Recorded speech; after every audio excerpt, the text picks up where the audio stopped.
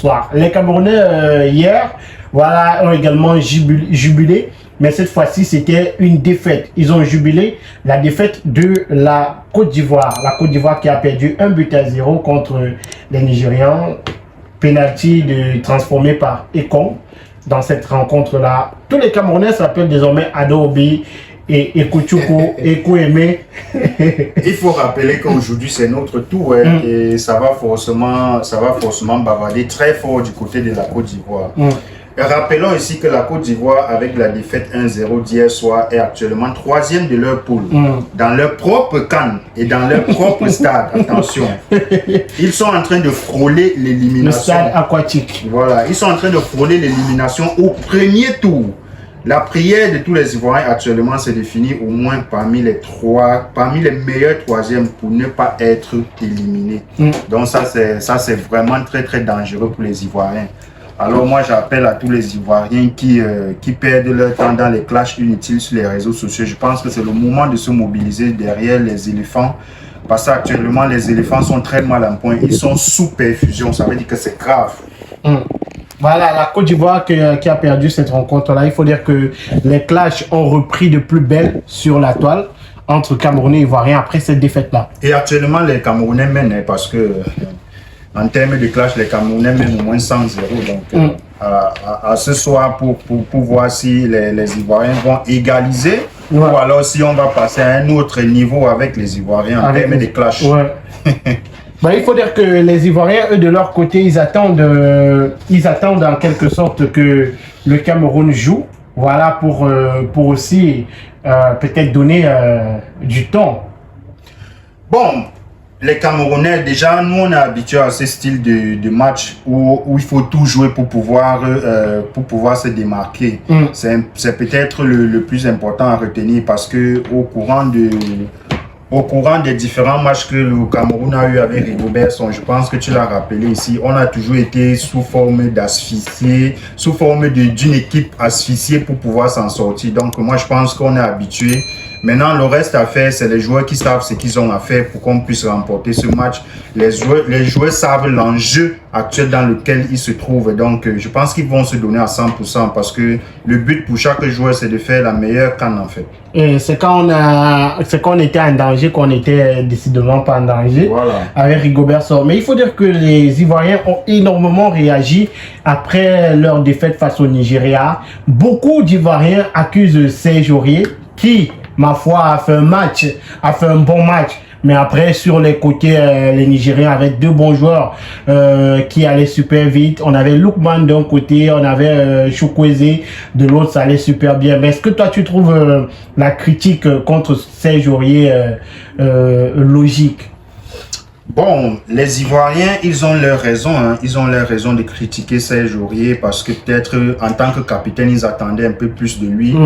Et je pense que Serge Aurier a donné ce qu'il avait dans les tripes parce que après c'est un match de football, il doit forcément avoir un vainqueur et un vaincu ou alors à défaut personne ne gagne et on fait match nul. Mais hier ce n'était pas le cas parce que l'éléphant a été asphyxié. Serge Aurier seul ne pouvait rien faire. On a vu un excellent Fofana qui a tout fait. Je pense qu'il a été le meilleur éléphant hier sur l'aire de jeu, mais il a essayé, mais il n'a pas pu parce que les Nigériens aussi étaient bien en jambes. Malheureusement, ça n'a pas été leur jour de chance. Serge Aurier, pour moi, il a fait son match.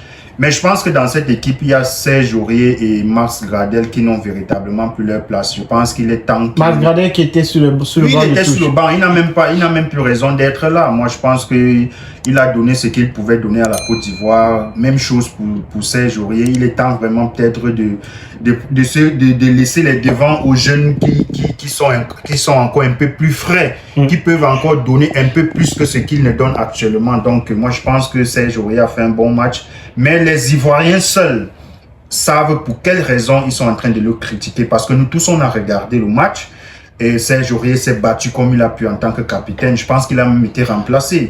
Donc, pour moi, les Ivoiriens ont leurs raisons, mais je pense que Serge Aurier a fait son match. Moi, même si je pense différemment de toi, moi, j'aurais peut-être souhaité que dans cette rencontre, qu'on mette Max-Alain Gradel, parce que je pense, moi, c'est ma pensée, que la Coupe d'Afrique des Nations est une compétition d'expérience.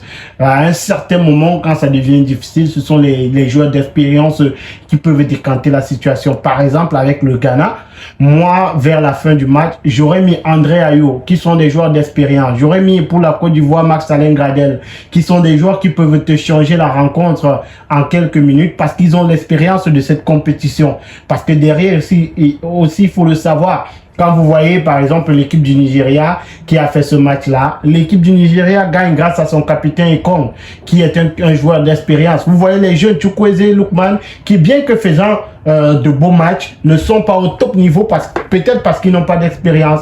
Quand vous regardez les différentes rencontres, quand vous voyez, par exemple, le match de l'Égypte, c'est Mohamed Trezeguet, Égypte-Ghana, je crois qu'ils ont fait match nul.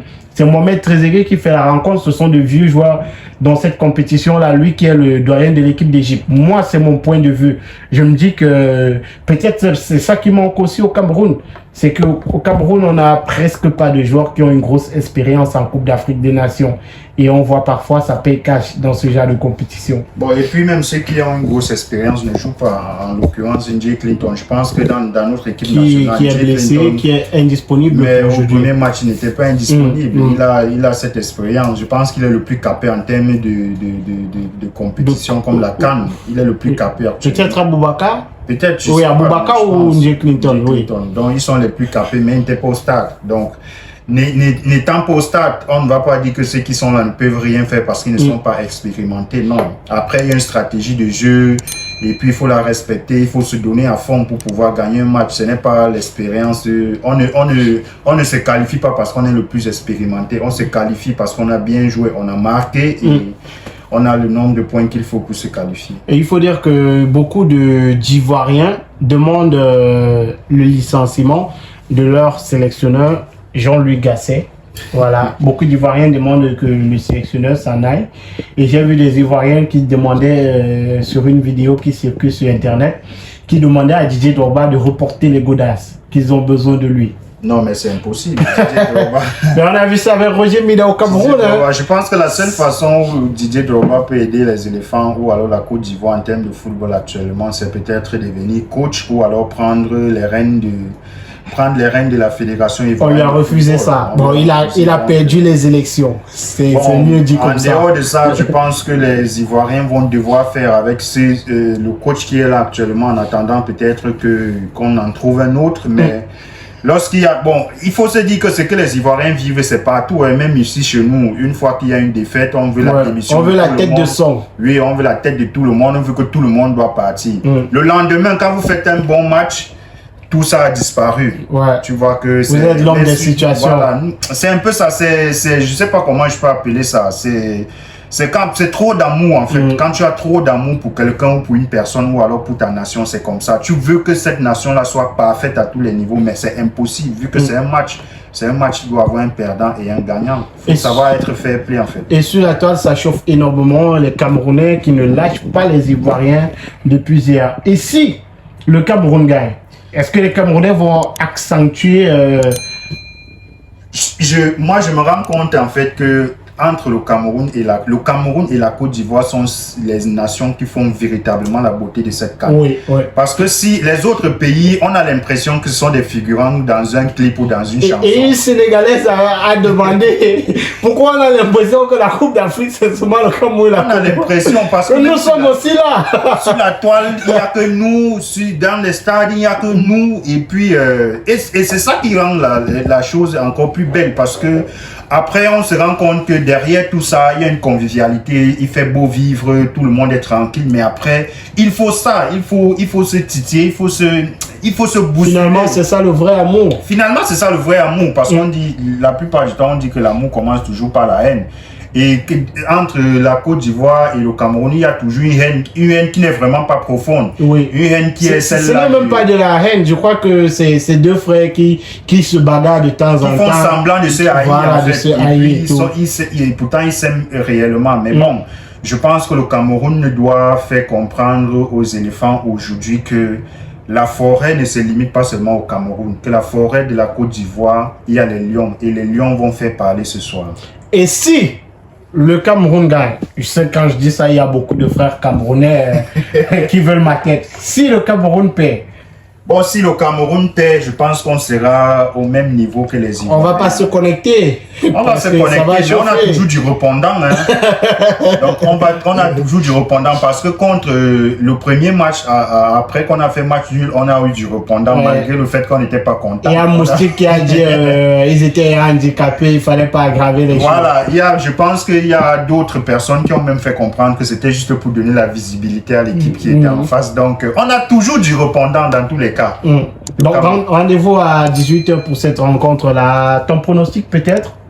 Bon, moi je pense que le Cameroun va gagner, mais je ne sais pas, en termes de pronostic exact, je ne sais pas, mais le Cameroun va gagner. Ouais, tu penses que le Cameroun va gagner? Qui sera buteur? Le buteur de ce soir, si jamais Moumingama le joue, je pense que Moumingama va marquer 1, 2, 3 buts. Bon, je dis un but, parce qu'après il n'est pas le seul. Voilà, rappelons que Rigobert a rassuré en conférence de presse que chaque joueur jouera à son poste. Mais c'est ce qu'on lui demandait depuis. Il a compris les Camerounais. C'est ce qu'on lui demandait depuis.